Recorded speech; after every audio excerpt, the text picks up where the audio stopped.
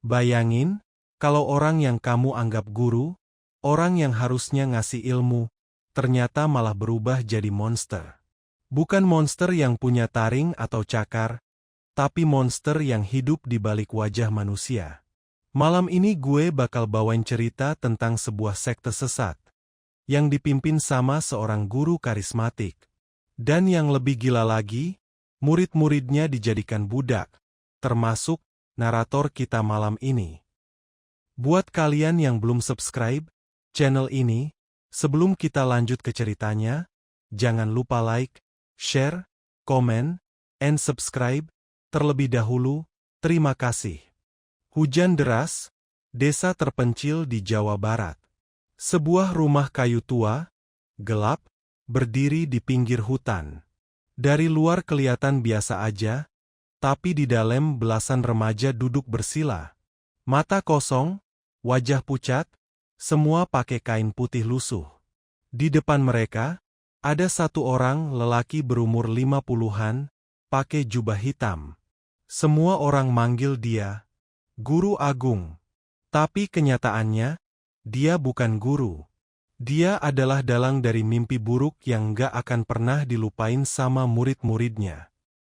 Namaku Raka, umur 17 tahun. Gue masuk ke sekte itu, gara-gara temen gue, Dian. Awalnya cuma diajak. Katanya ada guru bijak yang bisa bikin hidup gue lebih tenang. Gue nurut. Dan di pertemuan pertama, gue langsung ngerasa ada yang aneh. Tatapan mata Guru Agung bikin gue merinding. Tapi, anehnya, gue percaya. Gue ngerasa kayak akhirnya nemuin sosok ayah yang selama ini nggak pernah gue punya. Dari situlah, semuanya dimulai. Kalau temen lo, sekiranya ngajak begini, apa lo mau ikut nyoba? Apa justru lo bilang, lo aja sana? Gue gak ikut-ikutan. Coba tulis di kolom komentar, apa pendapat kalian? Awalnya, kegiatan di rumah itu mirip pengajian. Duduk, doa, dengerin ceramah. Tapi makin lama, makin aneh. Kami disuruh putus sekolah, dilarang pulang, bahkan dibilang kalau keluarga cuma bikin hidup kita kotor. Dan akhirnya, murid-murid di rumah itu bukan lagi murid, kami jadi babu, kami disuruh masak, bersihin rumah, kerja di kebun. Bahkan ada beberapa cewek yang dipaksa jadi istri spiritual. Kedengerannya jijik, ya? Tapi kami nggak berani lawan. Karena setiap kali nolak, hukumannya lebih menyeramkan dari mati. Tiap malam ada ritual.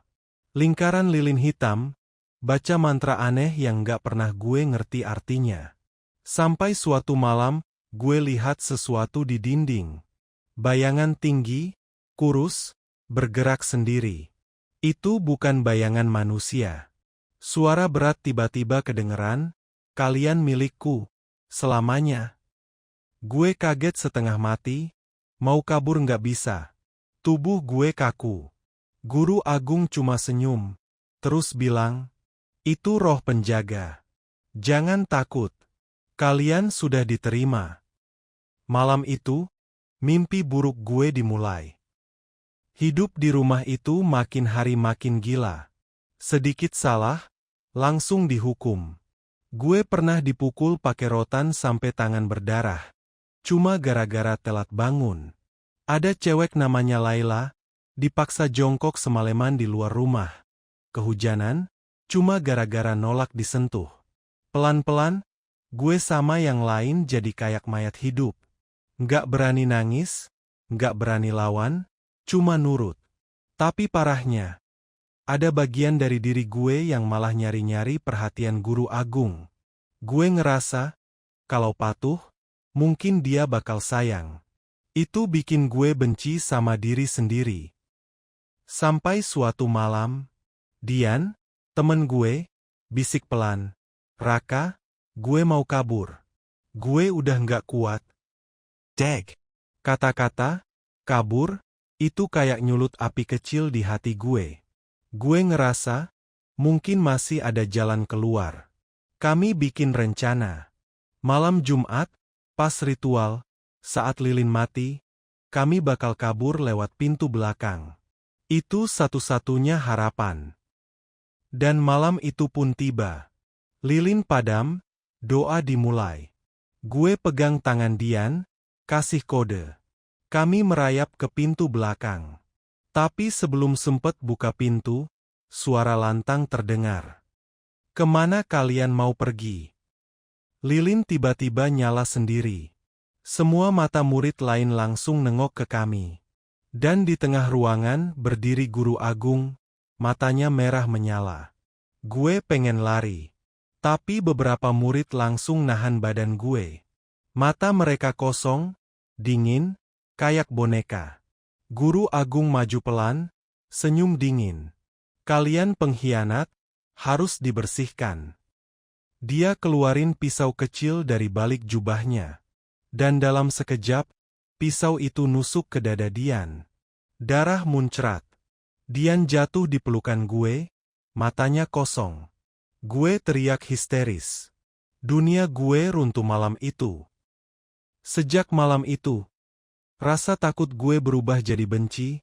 Gue pura-pura patuh, pura-pura tunduk, tapi di dalam hati, gue bikin rencana. Gue inget, di dapur ada minyak tanah. Di gudang ada korek.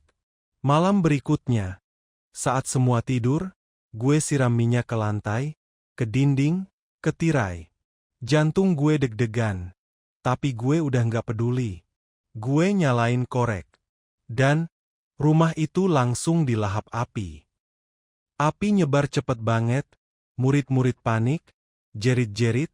Untuk pertama kalinya, mata mereka kelihatan hidup lagi. Guru agung keluar, marah, matanya merah, wajahnya penuh amarah.